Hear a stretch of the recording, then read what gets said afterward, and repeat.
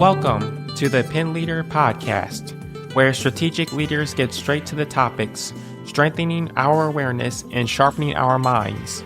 The Pen Leader Podcast is produced by Roar, a production division of Mays & Associates Ltd. Find out more at www.maysassociatesltd.com. Now here is your award-winning host, Dr. Shanda Gore. And welcome to the Pen Leader Podcast. Today we're going to be talking about the art of excellence. And I am so glad to have with me Dr. Adam Levine, who is the Edward Drummond and Florence Scott Libbey Director of the Toledo Museum of Art and a scholar of ancient art.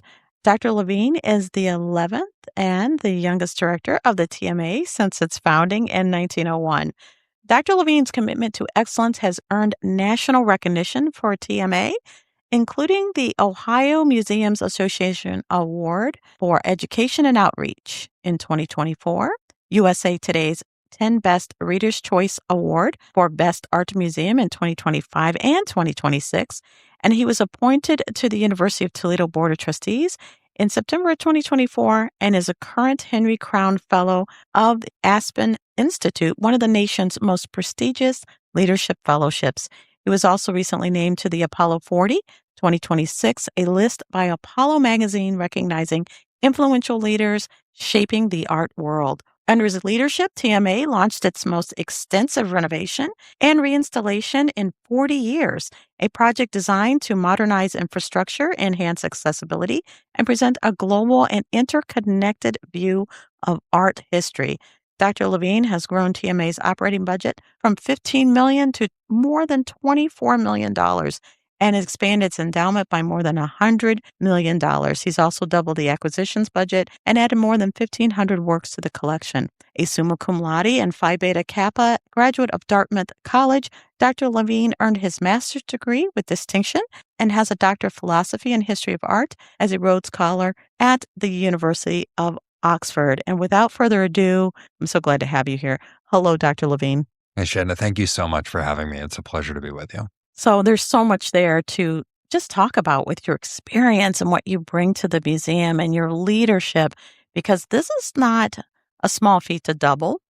And it's also not a small feat to bring recognition to a museum that I think before I've seen you present talking about, again, recognition on a national and an international stage. So thank you for all your work with that.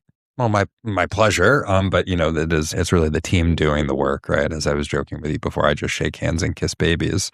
But it is actually, it's worth unpacking that a bit. So I'd say sort of two things. One is the USA recognition it's a data point. There are no definitive rankings. It's a bit like the US News and World Report rankings for higher education. They're sort of directionally interesting. But I think what's most impressive about this particular award is it is by popular vote. There is a committee that comes up with a short list of sort of the top 20 museums, and the Metropolitan Museum of Art, the National Gallery, the San Francisco Museum of Modern Art, some of the largest museums in the country are on that list. And the Toledo Museum of Art is an extraordinary institution. I'm not from Toledo, as I frequently remark, but I have fallen so deeply in love with this community and this institution. It's said with no hometown bias, this is one of the great museums in the world. So the Toledo Museum of Art absolutely deserves to be on that list. But then they open it up to anyone in the world to vote every day. And we are in the smallest metro area of any of those top 20. So to have won not just once, but twice does indicate sort of the growing national and international awareness of what we're doing. But it also indicates the deep passion this community feels for and the commitment this community has to the Toledo Museum of Art. And I think that is a really important point in all of this. National and international recognition is not the goal. Mm-hmm. The goal is to become the model museum in the United States for our commitment to quality and our culture of belonging. And that culture of belonging really centers this notion of deep community engagement. And that's something the museum has been differentiably better at than other museums over its 125-year history. The museum turned 125 this weekend. That's amazing. It is incredible to work for an institution that has that longevity and allows you to think on those timescales. But, the long and the short of it is, we have served our community exceedingly well, but that is different than serving our community as fully and as equally as we might have. So we believe firmly that by serving Northwest Ohio, holistically, broadly, but also deeply, that is the pathway to national and international recognition. That, it is about blending excellence with deep community service. And if we're able to do both those things, then that is how we will continue to get the national and international recognition that we're beginning to see. I think it's something powerful said about how you go about it with intentionality of a deep dive where you are, knowing that the rewards and the accolades will come, that you don't have to go driving after them to really appease in avenues that is not in your lane or what you're trying to do. And this is really for my leaders out there, that's a really great nugget of information to understand to be the best in what you're doing, and the belonging and making sure that individuals are there along with you to make sure the engagement's there. What leadership decisions and cultural priorities helped achieve that distinction? So when you talk about that deep dive, you've done a lot of great work within your leadership team. Can you expand on that?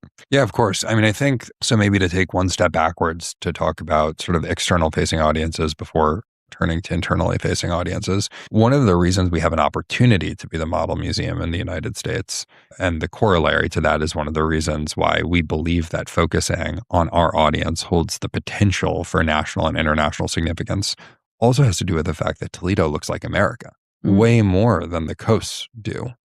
So if you were looking for a laboratory to, bring society together with and through art to create an environment that celebrates 6,000 years of human creativity across 6 continents, but in a way in which anyone feels comfortable, this is a much more interesting place to do it, frankly. So we have some competitive advantage in the very nature of Toledo itself. By the way, that's the fun of the job to turn internally. So, what we did that I think has really set the museum up for success is we have at every moment indexed on alignment. It's an oft quoted proverb, right? But to go fast, you go alone. To go far, you go together. So all the way back to how we structured our strategic planning process. Right? Quite literally, we're doing a management development course yesterday at the museum, and I was actually teaching it. And, one of the points that I was making to a cohort of about 20 people is that the strategic planning product is really important. You can't just have a roadmap that sits on a shelf. You have to live it. But in order to cause people to feel like it's theirs, they need to participate. So actually the strategic planning process is sometimes as important as the product. And when we built our strategic plan, the entire team was involved. That's another sort of magical thing about the Toledo Museum of Art is, we got about 300 people on staff at this point. It's grown considerably along with the budget. So back then, let's say there were about 180 to 200 people. That's not an FTE number. That's sort of including part-time. But every single person can be involved at that scale. Mm-hmm. Not every single person can be involved with the same level of depth, but every single person can participate in helping define your values. Every single person can participate in key moments through all staff meetings, for example. Every single person can be part of providing qualitative feedback by pushing into department level meetings. Not every single person is going to participate in the desk research, but we did not hire consultants, although I'm talking to you, so I should make it very clear to everyone, you should definitely hire consultants and you should definitely hire Mays and Associates, but we did not, in part because we wanted to use that process to align people. And I think what remains true, we do employee engagement surveys every year. What remains true is people are aware of what we're trying to do. They see themselves as part of it, and they understand how their day-to-day actions roll up to those overall projects, programs, and objectives that serve the overall vision. And, and we're a work in progress, right? The road to perfection is always under construction. So, it's not as if everything is perfect all the time. We stub our toes every day, yours truly very much included. But people are aligned. And I think that probably the most important thing we did was build an inclusive strategic planning process. Now, I want to be clear. Not only is it important to understand you have your resources internal to be able to successfully do that. You were intentional about setting that up. That's a difference, I think, with having to hire someone to come in to help guide the process. If you've got those, individuals, if you've got those with backgrounds that are internal, you want to tap into them because you're leaving that great educational experience on the table, and you don't want to do that. 100%. I mean, look, to that point, like the way we actually structured that process is we thought, well, how are we going to engage everyone and take that values exercise that I mentioned? How are we going to engage everyone in a way that folks actually feel like they've been involved, not just like a 5-minute sort of roundtable activity? We decided we were going to push into every department meeting.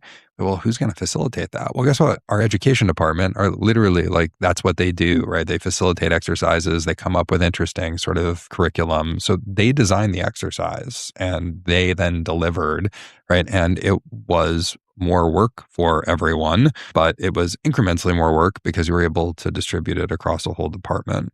And then, I'd also just say that, leadership is also a function of the business model, right? Which is, I think sometimes you can have these conversations and there are examples, right, of leaders who have all the best leadership attributes, right, but don't necessarily know how to read an income statement or a balance sheet. And, at the end of the day, you can be a great leader, but if you can't reinvest in the business, whatever it is, for profit or not for profit, you're in trouble. So I think one of the things that has also sort of characterized our success in this domain is, we have grown our budget as you shared, and a lot of that is driven by philanthropy, which is the highest ROI in most nonprofit business models.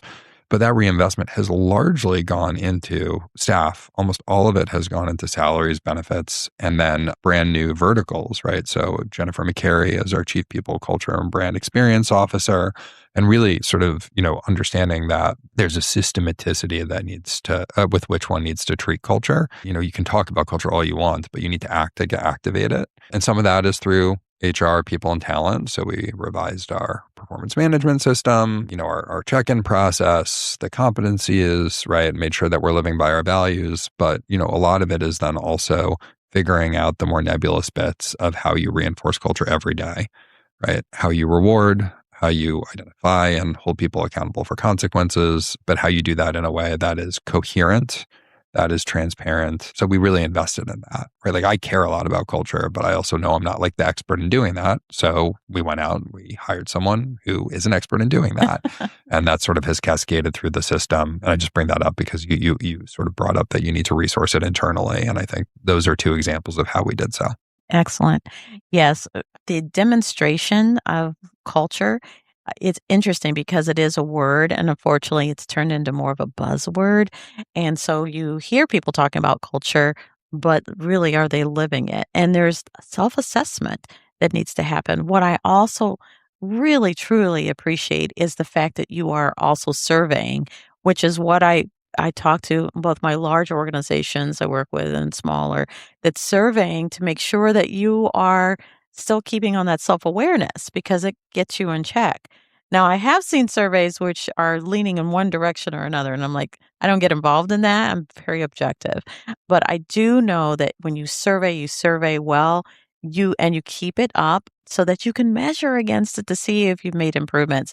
I can't stress enough, especially for those who are thinking about survey work, and especially with clients and customers, please do that work. It's important. Hugely important. Yeah. So we do we're just talking about internally now, right? But we do tons of externally facing surveys, intercept surveys of galleries, annual marketing surveys. We used to do them semi-annually, a larger one, and then a pulse survey. We saw sort of directional data that suggested we can move to annual, and then subject to what we see this year, we may go back to every 6 months. And then, of course, sort of digital surveys that we send out to our membership, and then sort of we waterfall those results. But internally, at this point, our employee engagement survey, it took us a couple of years to refine it, but now it's been more or less the same instrument for the past 3 years, which gives us really interesting longitudinal data across everything from sort of the employee experience to benefits, all the questions you would imagine, et cetera. It's an incredibly helpful instrument. It's very, very robust. I'll also add, it is part of my annual performance review every year. The board assesses me on the overall employee engagement survey, among other things. So it's really, really important as an exercise, but as an accountability measure. And then the other thing I'd say is feedback is a gift. So we take very seriously the obligation not just to act on the feedback, but to communicate back to the staff on we heard you. This is what we heard. This is what we're doing. And it doesn't mean we do everything at once because you have to sequence these things, but it is a hugely important part of what it is, a hugely important part of sort of our annual planning cycle. And then maybe like just the last response or reflection on what you shared. I think there's a famous quote that everyone quotes by Peter Drucker, right? That culture eats strategy for breakfast. And while I actually believe there's a lot of merit to that quote, I think it's also been used to, as you say, sort of characterize culture. There's a way in which then culture is treated like strategy, like it's like, this thing that you can put in a document as opposed to something that you live. So I forget where I read it, so I don't want to take credit for it, but someone was arguing against this Druckerian quote, which of course, like Peter Drucker would probably agree with what this person ended up saying. But I just thought it was a nice reformulation. And what this person said is he said, culture is strategy. Mm-hmm. And Right I liked there. that. Yes, it's exactly what it is. And when you understand that, that means you're going to also put some intentionality behind how you go about your culture. Like anything else in your strategic plan. It should not be happenstancing. Like, oh, we just happened to get there. No, you created a pathway there. Right. And Yes. that's the point of the employee engagement survey. That's the point of, we just did, Jennifer again did like 150 stay interviews. Deb Ball in our people and talent department, right, is like always keeping her finger on the pulse of things, and then we do a lot of managing by walking around across the entire leadership team. But the point is, and then you have to make sure you're staying on track. Yes. Right. Just like any other part of the strategy. It's not just about articulating its importance. It's not just about resourcing it, but it's also about monitoring how you're executing against achieving your cultural goals. Yes. I'm a big firm believer in scorecarding. So if you can scorecard along the way, it doesn't have to be a full blown, but you can scorecard against your action items. That's fantastic. So advisement for leaders that are catching the show, because you've had such tremendous growth and fast growth too. What advice would you give to leaders out there, especially when they're conquering internal culture? Maybe they've had a shift that needed to happen to pivot. What would you advise them? So I'd say, the two things I guess are somewhat related, because your cultural norms in periods of growth are stretched in different ways than in periods of contraction. Certainly, we have experienced significant growth. And I would say on that side of things, the two things I would most attribute our growth to, for sort of philanthropy is the primary driver of most nonprofit business models. Certainly in the museum case, that's true. And in the Toledo Museum of Art case, it's particularly true. And one of the reasons we've been successful, I think, is because we have indexed our philanthropic expectations to capacity, not to philanthropic culture. So, I think we have outperformed what most people would have imagined was possible in Toledo. But actually, the reason people couldn't have imagined what was possible in Toledo was because they'd never seen anything, of that order of magnitude, let's say. And, that is about your historical expectations. That is about norms. That is about culture. That isn't about capacity, ambition, or vision. So that's different than sticking your finger in the wind and saying, I would like to do, historically we've raised $10. Now we can do 100, right? Like if it's not grounded in data and planning, then good luck, right? Mm-hmm. But if your historical expectation is 10 and you say we're going to do 30, but actually there's a plausible hypothesis and the board helps you stress test that, then it turns out that people are delighted to be asked, right? So I think, it's a little bit like the Steve Jobs thing, right? The iPhone was built for what he knew people wanted based on actual feedback, but no one was going to be able to say, this is precisely what we want. So I think, it's sometimes important to look beyond the cultural norms of a particular environment and look to what's possible within that environment. And what I frequently say to people from a fundraising perspective is don't listen to what people say, listen to why they say it. Mm-hmm. So that would be sort of maybe one thing I'd say about growth. And then the other thing I'd say about growth that I think has been important to us, most outperformers in most industries, there are always exceptions, but like as a rule, outperformance over the long term is characterized by an ability to grow when others aren't, to grow in the face of contracting macro conditions. And certainly we are in the position we are in because we were able to grow considerably through COVID. And I think the lesson there is if you can tell a plausible counter narrative, that's really, really helpful. And then at the end of the day, right, like you can be a great salesperson and have a great story and a great hypothesis, but you got to execute. Right. Exactly. So you can get that first investment, but then the performance risk is on you. But if you execute, again, in whatever business you're in, then you'll enter you're much more likely to enter sort of like into that growth flywheel. So then on the cultural side of things, I think managing through growth can be challenging. When you're growing, you can sometimes sort of lose a little bit of discipline at the margins. Right? The answer can always be, well, we need another resource. Not like, are we using the resource as effectively as possible? And then the other part is, and this is a real personal challenge for me, is, growth creates momentum. And when you have momentum, right, it's like someone who makes it to the Super Bowl or the NBA finals, right? You don't know that you're going to make it back again. Momentum's the same way, right? You hope you keep momentum forever, but you won't, right? The world cycles. So when you have it, you really want to leverage it. And that can create sort of a more exacting pace. Yes. And and internally, right, you got to do your best to measure that because you want to support your staff and you don't want the staff to be working too hard.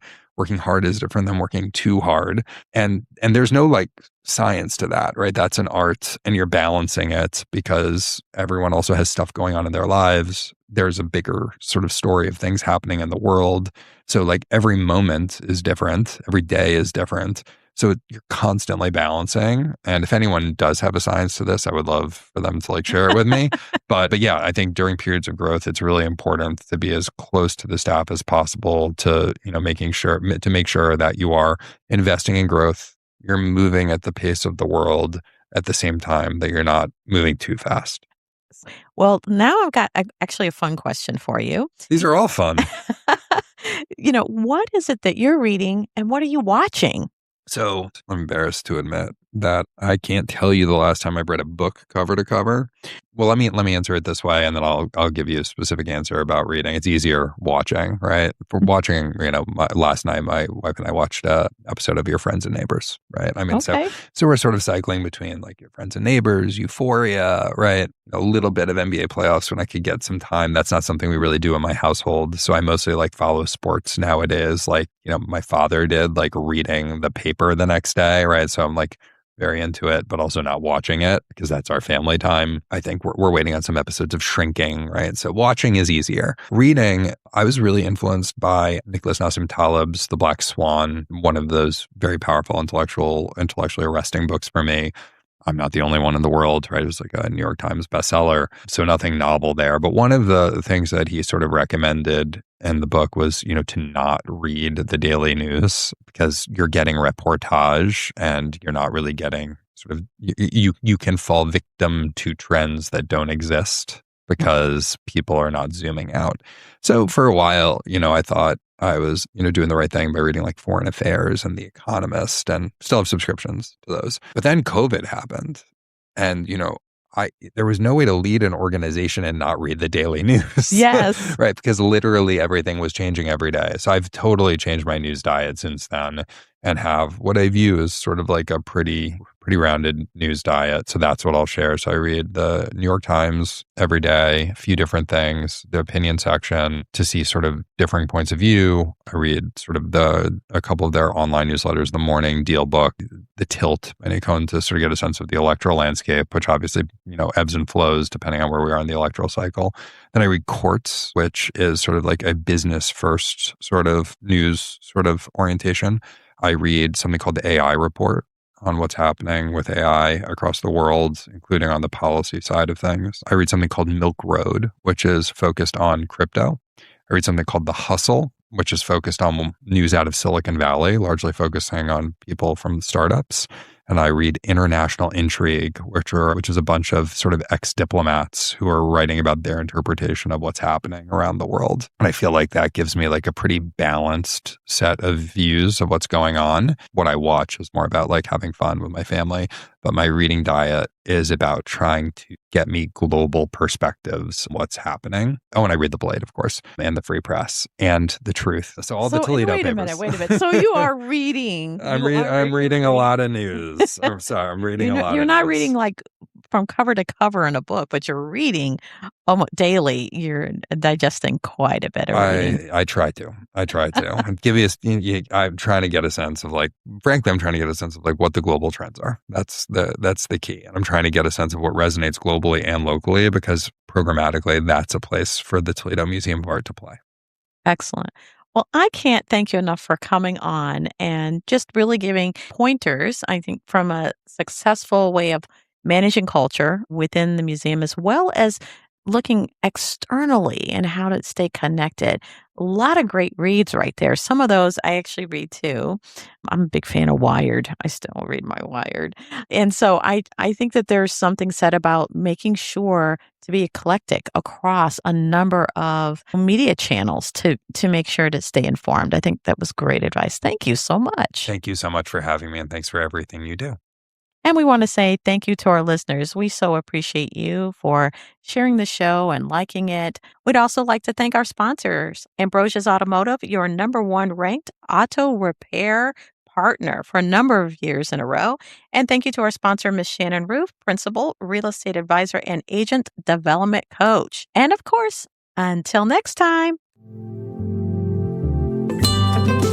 The Pen Leader podcast is hosted by Dr. Shanda Gore and brought to you by Mays & Associates LTD, creating customized solutions for growth in the areas of leadership development, strategic planning, and culture building. Find out more at www.maysassociatesltd.com. Don't forget to subscribe to the Pen Leader podcast and share with others.